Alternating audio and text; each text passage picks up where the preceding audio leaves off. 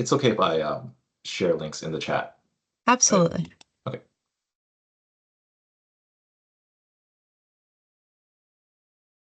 Okay. Good afternoon, everybody. Thank you for coming to our AFMA webinar on ERAS and Thalamus for the season coordinator. Hopefully we are going to get more advanced information here with ERAS and Thalamus so we can get some of your questions answered. Again, thanks for showing up, and I hand it over to Richard Pang. Thank you so much.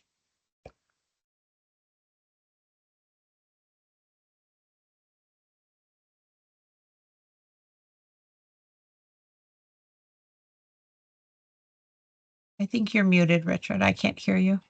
Thank you for that. Welcome, Yeah, everybody. absolutely. Thank you so much for the invitation to speak with you all and talk to the more experienced administrators in family medicine.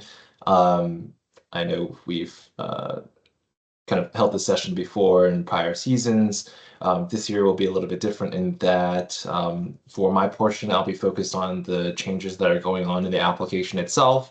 I'll also focus on a few pointers in terms of holistic review and kind of suggestions there. And then after that brief session, I'll go ahead and turn things over to Amber Wells, then from Thalamus to do a little bit more of in-depth core training. But by the by, my name is Richard Pang. I am on the ERAS team as one of the directors for account management. I've experienced working with students, advisors, program directors, program coordinators like yourself, or administrators like yourself, navigating through the season. You might have seen a lot of the material that we've pushed out in terms of training resources, webinars, guides, things of that nature. And so, again, I'm excited to be here again this year to share more information for you all. So again, moving on to the first slide here, this is what I talked about in terms of the agenda. The first lineup is going to be updates and changes. There are a few changes to the application content itself, as well as, of course, some correlating changes in the PDWS system. Secondly, then, I also want to cover just some holistic review and screening practices. You may have seen some of these tips from the last season, but I just want to reiterate them for this year as a reminder as you're approaching this application opening date, end of this September. Okay. One kind of overview in terms of changes for this season, or not changes, but just carry over from prior seasons is, of course, program signals.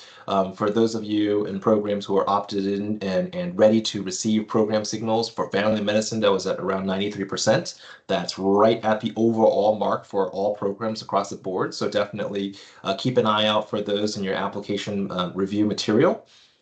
Small little reminder on the right-hand side, of course, this is just the national guidance. You might have differences in terms of individual programs. It's just suggestions. But at the AAMC, we recommend that applicants signal any programs that they are interested in, including their home program or away rotation sites. That being said, if your program does deviate from that guidance, what we do ask is that you be as transparent as possible with the applicants so that they can strategize their signals appropriately. Moving on to the changes for this upcoming season. I'm going to take a little bit of time here to just go through these, but what I would want to do is go ahead and actually share this link into the chat. And of course, we can share this following this webinar as well. But it's a quick page to upcoming changes in the application season. A lot of it had to do with streamlining the application, making the sections make a little bit more sense, take equity into consideration, and try to give a little bit more information as to what applicants should be filling out for each of these sections. So for this season, you'll be seeing some shifts in the higher education institution and field of study. We added a couple of drop-down menus there, so it's more standardized. In turn, you're going to be able to screen on those items a little bit more efficiently. The honors, awards, and memberships have also been moved around too as well. You'll see in the fourth bullet there that the ACLS, PALS, and BLS certificates were removed, but there are specific health-related certificates section in the application that's allocated now. Again, it's a lot of rearranging of items in the application so that it makes a little bit more sense and a little bit more streamlined for both the applicants and the programs. The third bullet there has to do with the medical education and interruptions question. I just want to take a moment to kind of highlight that question because there may be some confusions about that. Definitely pay attention to the language or the question that's been updated in the PDWS. It's been kind of updated to really focus in on more professionalism and academic issues. This was based on feedback that we collected from programs who are going through the review process. That was kind of a piece of the puzzle that they really wanted to see in the application in terms of the review process. The last three bullet points you'll see are a little bit more straightforward. We've included more languages. We've set the proficiency level for English specifically. We've reduced the limit on hometowns from 5 to 3. So again, focusing on quality over quantity. And then last but not least, if you haven't heard, hobbies and interests have been reintroduced as a standalone question from the experiences section. So those are the main kind of changes to the application itself. If you want to take a more in-depth look, I highly recommend taking a look at that link that I shared. It breaks it down each section by section, row by row, and so you can kind of relate that to the PDWS and how you review the applications. Next is going to be some impacts on the PDWS side. As I mentioned, of course, those content changes will reflect in the program director's workstation or in the MyERAS application, depending on where you review it. But there are a couple other changes I want to highlight. One is data screening. As many of you know, as experienced users, you're able to screen or turn on or off some fields in the application throughout the season.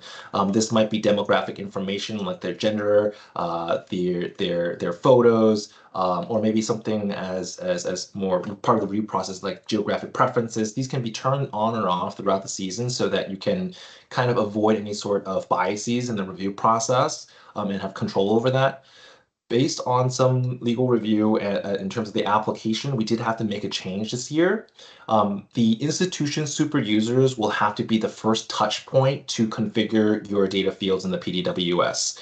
Once they go in and they set the settings to viewable for these 13 data fields, the program super users or program users like yourself will then be able to toggle that on or off throughout the season. But they do have to kind of give that green light at the beginning of the season so that you can kind of turn it on or off at the program level.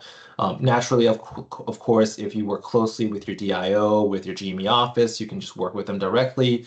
But generally, I think the workflow is to get that initial green light so that you can really customize your screen fields at your program level. The second update, you've seen a lot of registration question emails from us.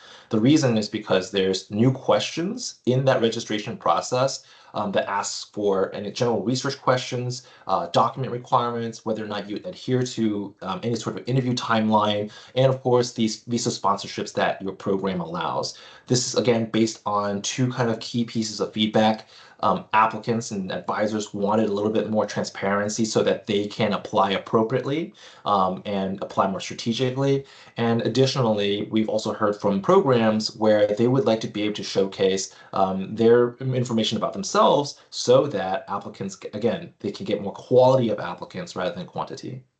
The last two bullet points, I will definitely share just a brief overview here. The interview scheduler and the DIO analytics is sunset already. This year, we've integrated with Thalamus for their complementary services, Thalamus Core, Cerebellum, as well as their itinerary wizard. But those bullet points that you see there are some highlights that came out of that integration process.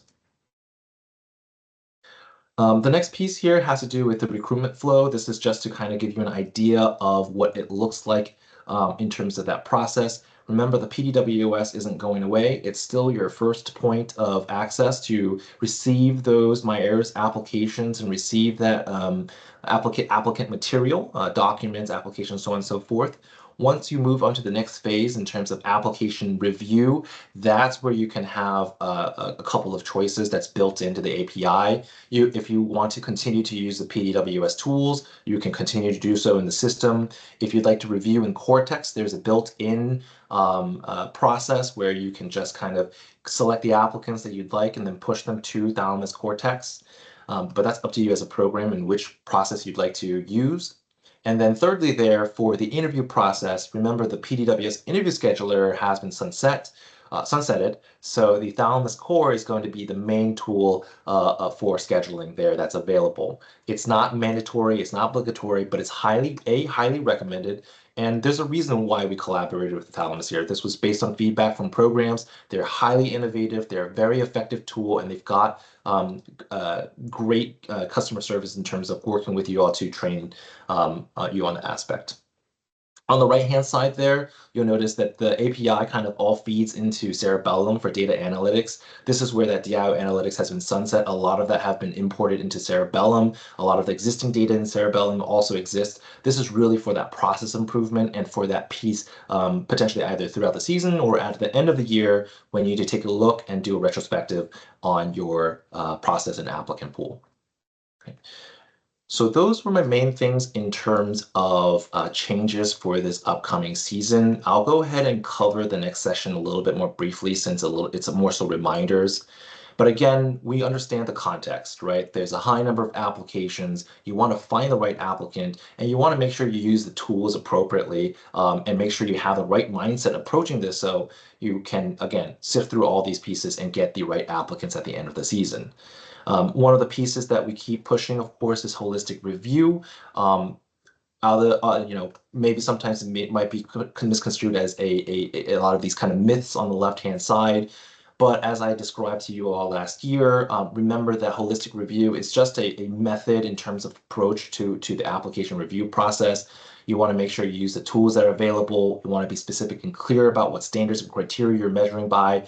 And you really want to consider your applicant's entire portfolio and have different metrics so that you have a measured way of screening in applicants. In terms of the timeline for use, this is a quick summary. Remember, the application can be used throughout. For signals and geographic preferences, those are shared at the beginning of the season, and so they're most potent prior to the interview process, and their usefulness will kind of diminish as the interview process progresses towards the end of the season. Here are a few other bullet points to keep in mind. Of course, the general gist here is to use these different data points as plus factors. They're not necessarily as a screen out way, but more so as a way to screen in applicants that you're interested in. The same idea of bucketing your applicants and prioritizing the applicants that you really want to put at the top. But again, take into consideration all these different data points so that you're approaching it in a holistic way. So again, you want to make sure that you're consistent throughout this whole thing. You want to take into consideration other characteristics, other rubrics, maybe your past experiences, all of that, so that, again, you can funnel it down to that interview offer. And then the last piece that I want to share is just training and webinars. I want to keep my portion shorter here so that we can get to the good stuff.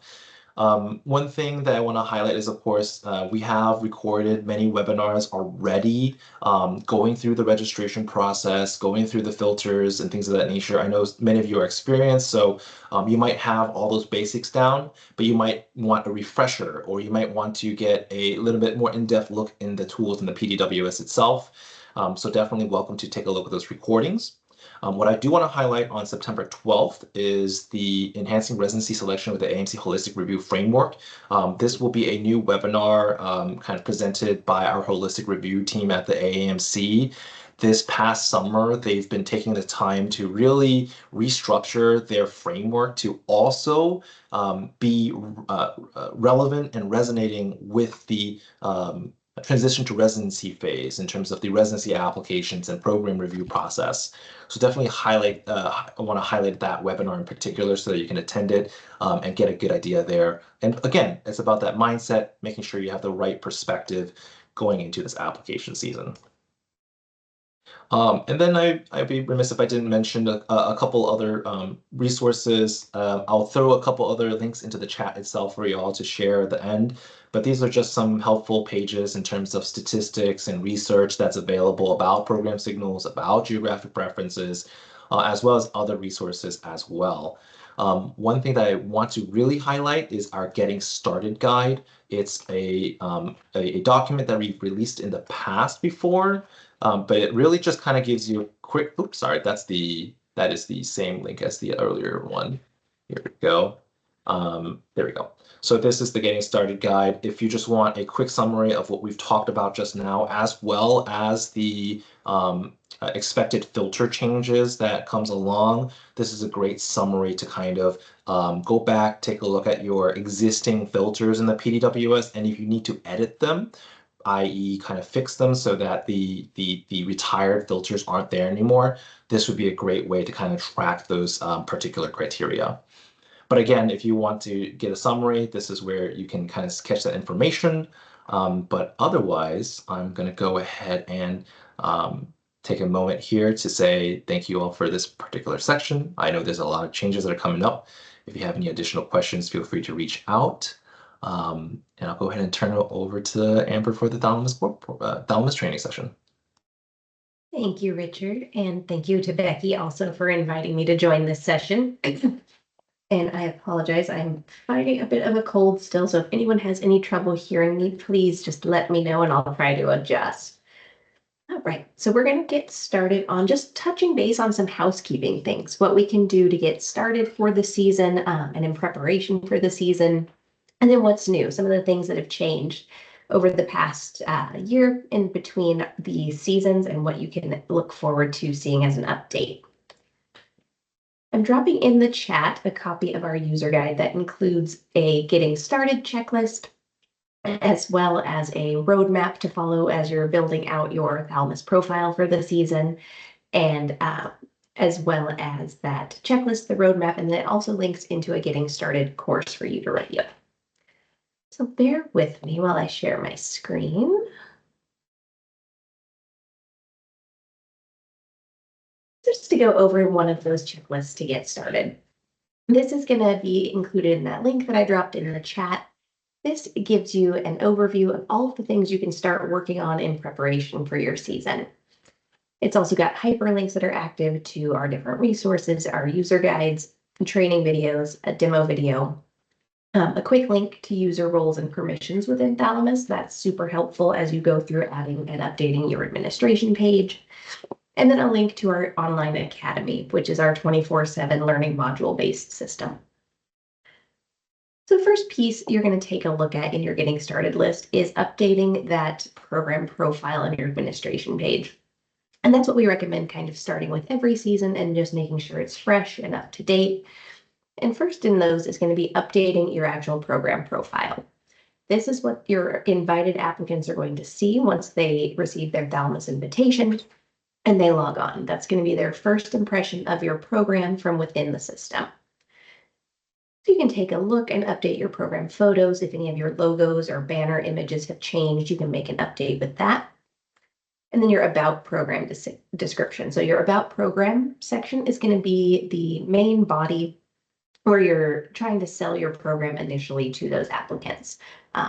Call out what makes it special, include those alumni or faculty bios for them to review, tours of the city and location, things that are going to make you stand out. We want to just make sure we're calling that out as much as possible. And then you can also add or embed a video into your program page. This is going to be your primary institutional or department recruitment video, essentially, or for your program specifically. You can add multiple within the body, and we'll see what that looks like. But this should be your main video linked to the program. And then your program leadership section. This gives you the opportunity to update and collect names and credentials, include photos on that program profile for your applicants to view really quickly, updating any social media links, and updating any of those program year salaries. Also in that step one on that checklist is going to be your administration page. And so you're able to add and update for each member of your program's faculty, including any program residents or fellows that you may want to include in your review or interview committee. You're able to update with their name, email, preferred pronouns, and their program role. And you'll also determine if you want to give them access to your Cerebellum, which is your data analytics platform, or Cortex if you've purchased that option. And you can also update their headshot on their behalf or show them how they can update that as well. Then your step 2 is going to be updating those emails and surveys and rosters. Your email templates, and we'll go over that a little more in depth. But your email templates, you have several that are automatic and some that are manually triggered. But you can go through and you can just review those system templates that are pre-built for you. We do have boilerplate kind of system templates that are appropriate for most programs within Thalamus. But you can make a custom email template that's specific to your programs and your needs at any point for any of those types.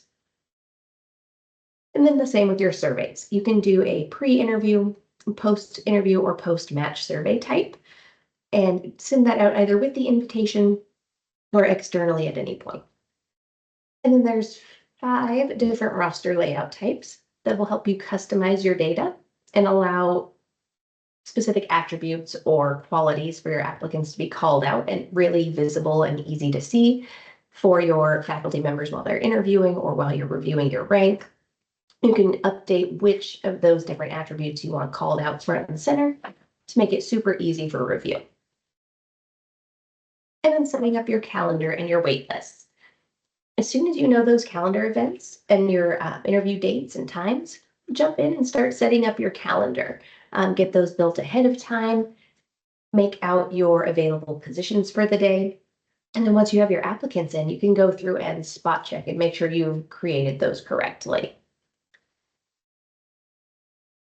In that link also is our roadmap, which is going to walk you through a little more in depth, a little farther out than that getting started. Walks you through those different points within the season. So we've got, again, that administration, surveys and rosters, calendar and wait list, but it's also going to take you through the Thalamus Holistic Review, which is our updated platform for scoring, importing your applicants, application review, setting status and inviting, your itinerary schedule building, Thalamus video, and then your rank list. So take advantage of those resources and just really follow through the steps, and it really is simple to read and walk through everything. So now let's take a look at what's a little different this year.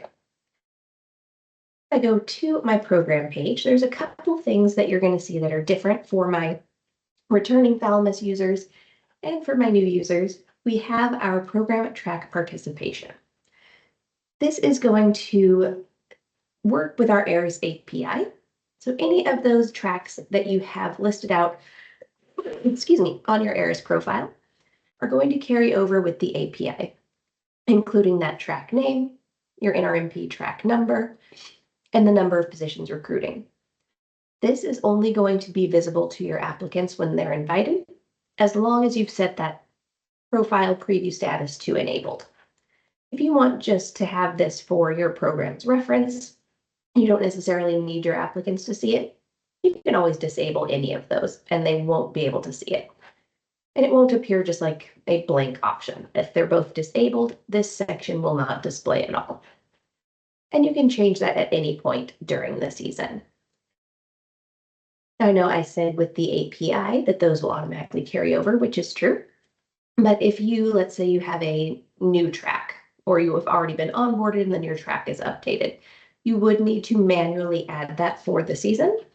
And then next year, any updates would automatically come over with the API.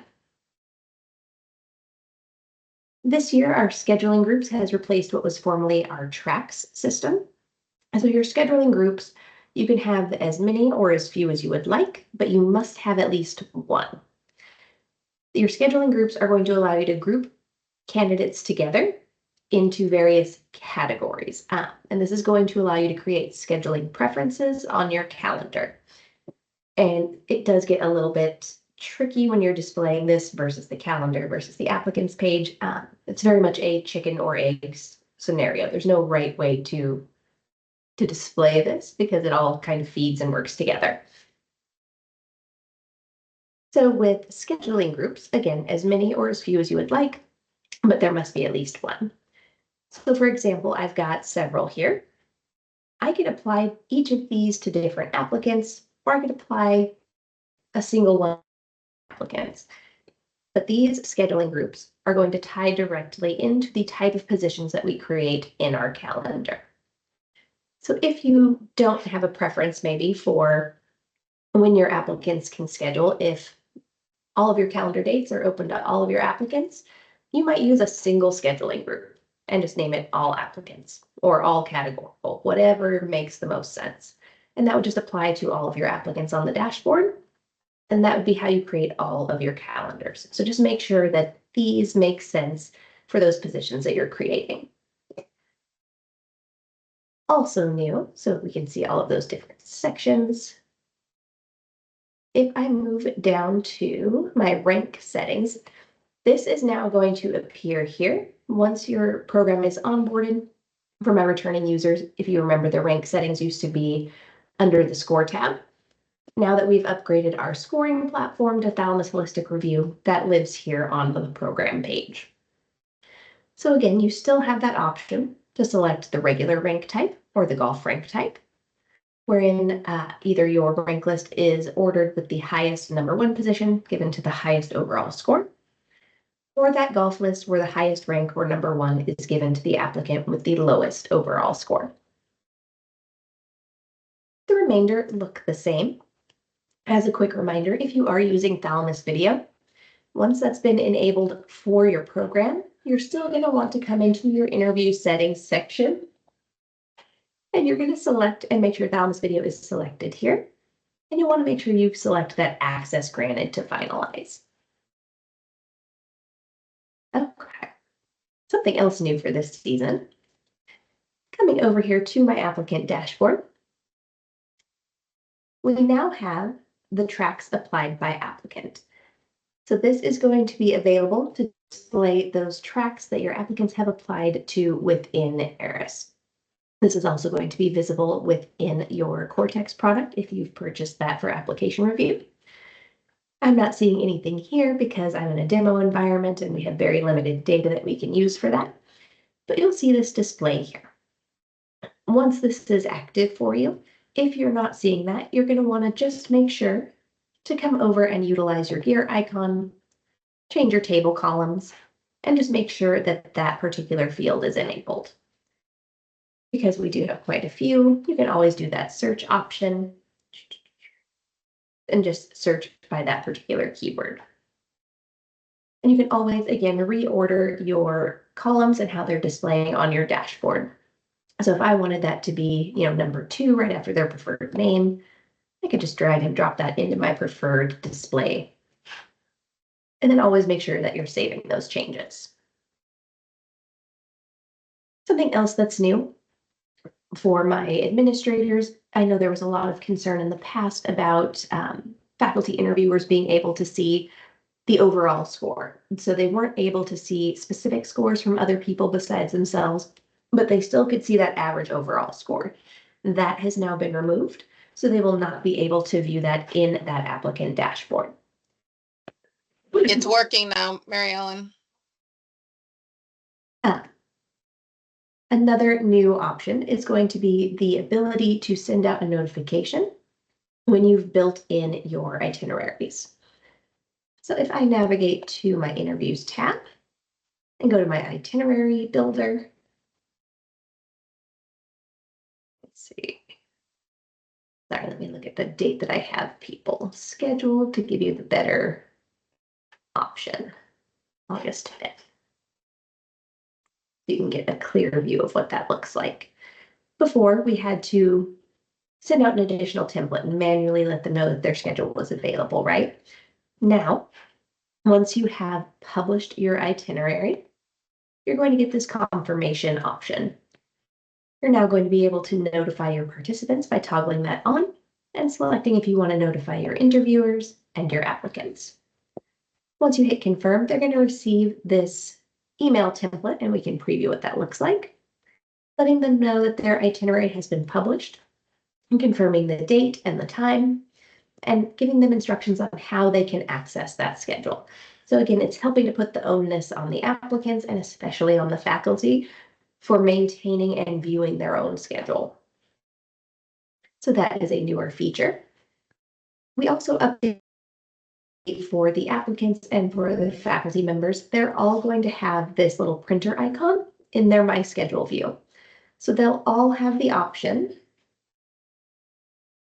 If we take a look at it, sorry. They're all going to have that same printer icon when they're viewing their schedule, which will allow them to download that as an active PDF with those active hyperlinks. This is super helpful if you have a faculty member that really wants it on their Outlook calendar, but we don't want to go through and send those individual session messages for each one. We can instruct them on how they can pull this printer, and they can just copy those links and put them directly in their calendar, or have their admin do that for them. Since those are active, they can just copy, paste them right in. Again, we want to make sure that they're being responsible for their schedule as much as possible, because we know you have 100 other things to do. And then the biggest change that you're going to see for my returning users is going to be our updated scoring platform. Excuse me. Under your score tab, you're now going to see that score administration.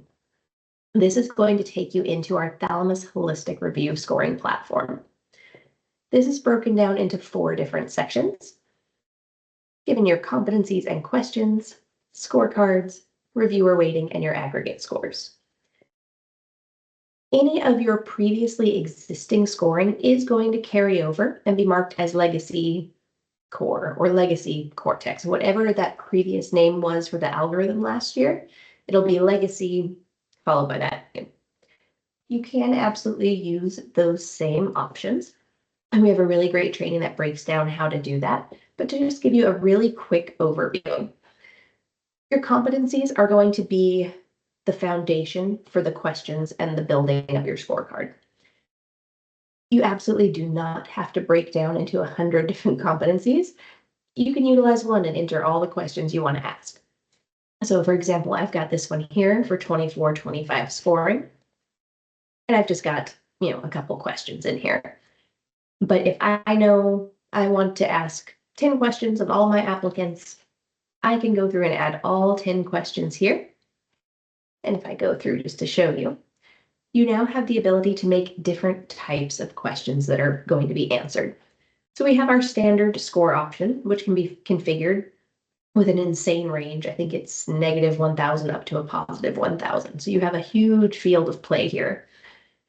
You can enable a tooltip for all of your questions, so you can enter what your range should be. So you can tell your faculty how they should be looking at this. You can also enable an optional note field for any question. And what I really like is the unable to assess option. With that enabled, it's going to let the faculty mark this as unable to assess, which is going to prevent the question from rolling up into the aggregate.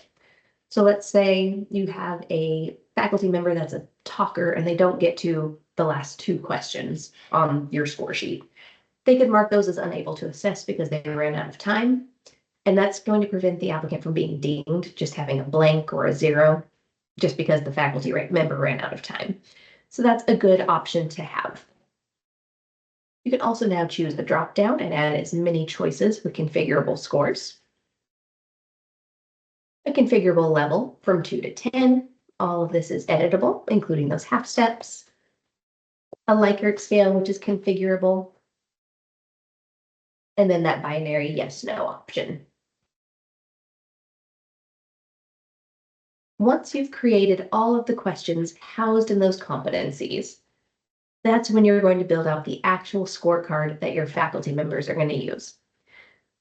So in our scorecards, as I'm adding one, let's do scoring 24, 25, and I know I'm breezing through this really quickly. Again, we have 2 really great courses on administration, building this out, and then actually implementing and scoring. You'll select if you want your scorecard to be used in Core or Cortex. And if you have multiple, you can select if you want it to be the first in a list of options. And this is where, okay, we've created our scorecard, we've got our name, and then I'm just going to add those questions that I previously created, because they're going to be broken down into those competency houses. And I can just go through and choose whatever I want. I can get really in-depth and break it down super specifically. Clicking that scorecard score, I can rearrange. I can change it from a sum to an average now, which I know was a big ask. And if we go into our advanced options, we can break it down even more, normalizing our score ranges. doing an auto split on scoring if one is more important than the other. We can do all sorts of things now that we didn't have the capability of before. And then save our changes. And we've got our scorecard. I'm going to save that.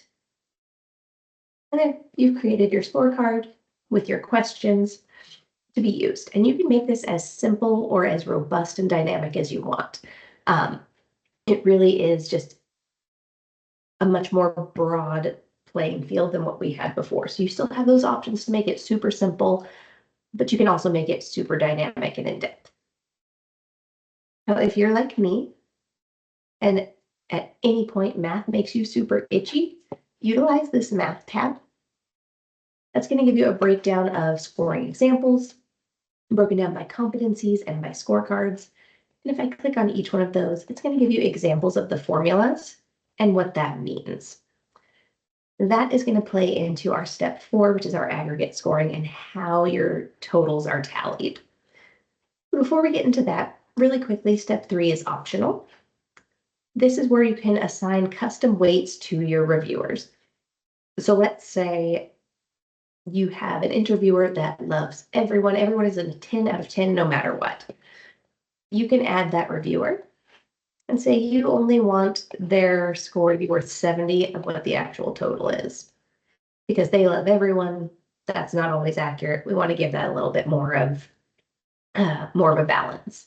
And again, it's completely optional. And this will apply to any scores that they add. And then finally, our aggregate scoring. You've created your score questions, you've created that scorecard. This is where you're going to choose how those scores are driven.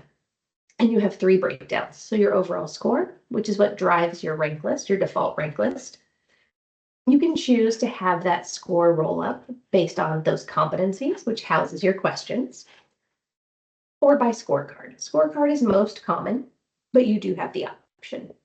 And you just want to toggle on which ones you want to be included in that overall score. And again, that can be made a sum or an average. Your core interview score can only be aggregated based on scorecard, and the same is true for your core test scores. So this is a brand new updated scoring system. Some of you may have seen it last year. We did launch it back in April. So any programs that have been onboarded post-April of 24, yes, they had the opportunity to start utilizing this. For my programs that were onboarded recently and had utilized this prior, this is going to be brand new. And then finally, taking a look, I wanted to touch again on, I know we've talked about those email templates. Just want to touch on which of those, as a reminder, are automatic and which are manually triggered. So your manually triggered are going to be sent when triggered by the program or when triggered by the program. And that's going to be your interview invitation, your follow-up interview invitations, any additional templates that you create, social event session details, which is those individual session calendar, essentially invites from the itinerary builder. I personally don't recommend using them, again, because it only sends that information for the single session. And you would have to go through and do that for each individual session. There's no way to differentiate between sending to the program user or the applicant. So just utilize that published confirmation message that we took a look at. That's going to be a little bit more beneficial. Your interview, your social event session details, same thing. And then your applicant survey assigned. So if you are sending out surveys, they're going to get a manually triggered email once that assignment has gone out. And then your automatic include your interview confirmations. So once the applicant is signed up by themselves or a program user has signed them up, they're going to get a confirmation. Same with their interview cancellation, waitlist confirmation and cancellation, the waitlist opening notification. If there's a change to their scheduled interview date, such as you adjust the time, they'll get a notice for that automatically. And then that interview reminder. If you've enabled that feature on your program page, they'll get reminder email automatically at their designated time before the event. Same with their follow-up interview confirmation and cancellation. And then for social events, they'll get a confirmation, cancellation, date change notification, and event reminder. Again, each of these is going to come pre-built with a boilerplate sort of standard language that's appropriate for most programs. So if I click on that, we can take a look at what each of those looks like. At any point to create your own custom verbiage template, we would just click on which type we want to make and then create that new template. That boilerplate language will still be there, but we're able to then edit what that body contains.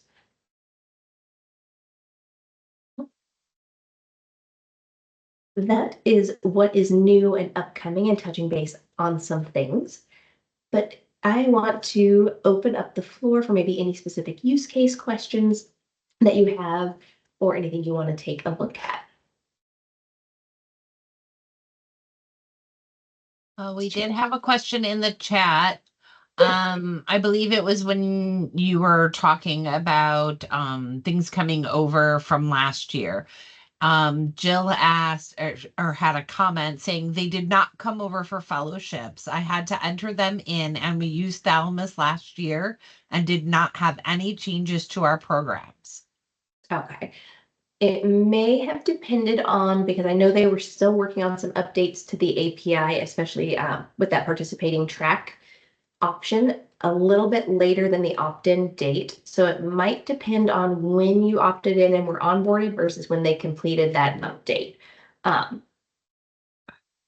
Richard, do you have anything on that? Do you know if there was any issue, or should that have been, is it more of a timing issue, do you think? It sounds like a timing thing. Oh, the other piece that I was going to ask is which cycle it's for. Is it a July cycle, September cycle, December cycle?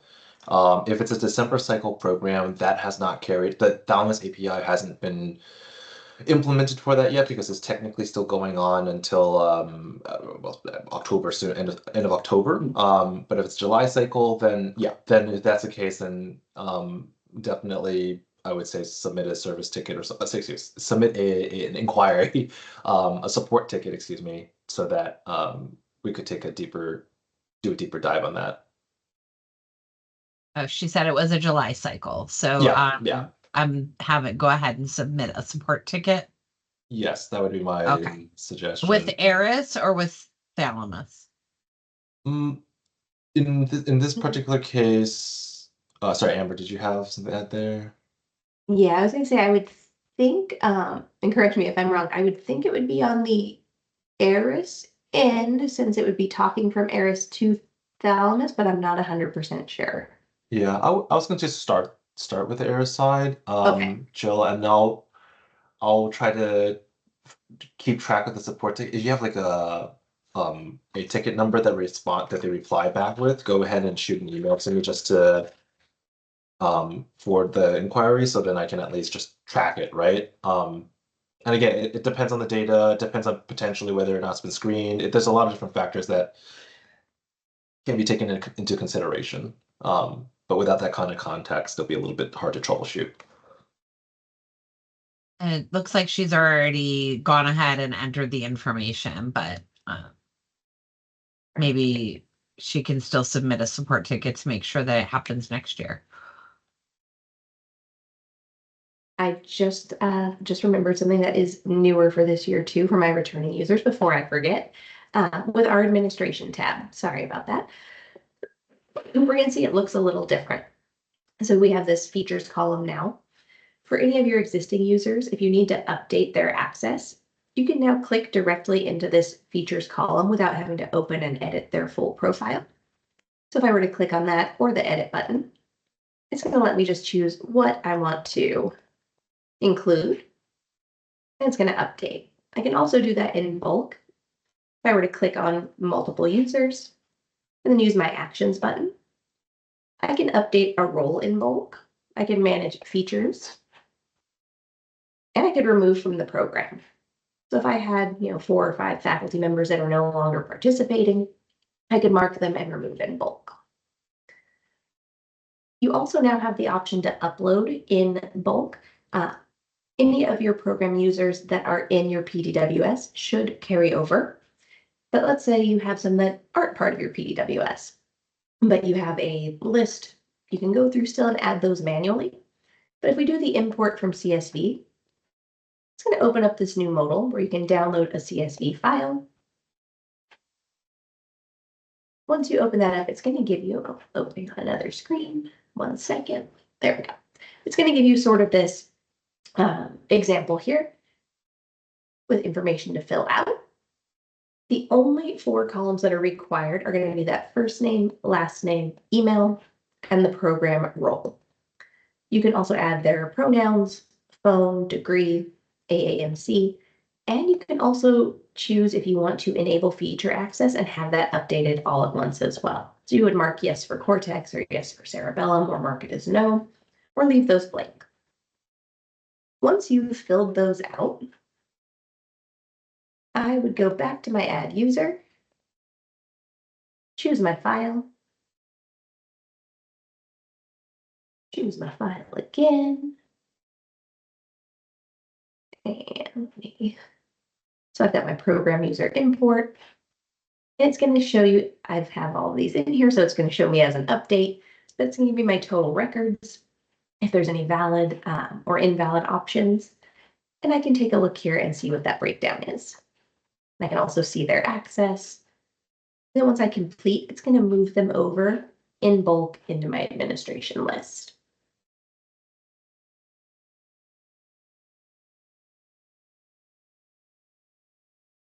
Then Roxanne, is it Google compatible as well? Do you mind clarifying, Roxanne, is which part Google compatible?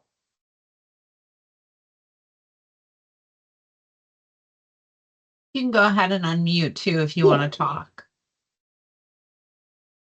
You know, it's that is a good question. Yeah, so it automatically comes through as that CSV type.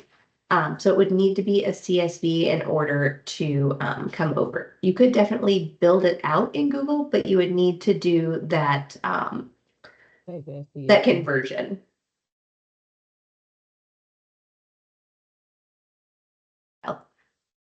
Anything else? We got a little under 10 minutes. I'm happy to take any specific use cases or answer any questions, show you anything else you would like to see, or I can turn it back over to Becky.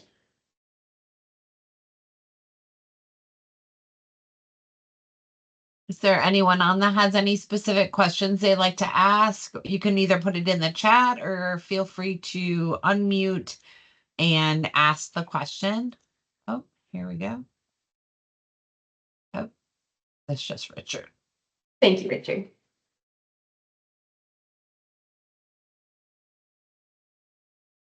All right, well, I will be making sure that this recording gets on our YouTube channel at AFMA Webinars. So if anybody hasn't had a chance to log in, they can go to our YouTube channel and they can see this recording.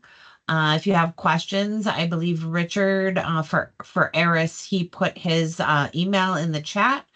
Amber, would you be able to put an email in the chat in case they have questions?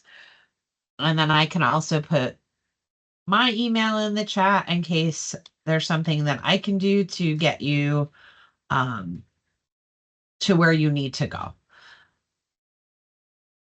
Anybody else have any questions? All right. Well, I give you 7 minutes back of your life. Thank you so much for your time, guys.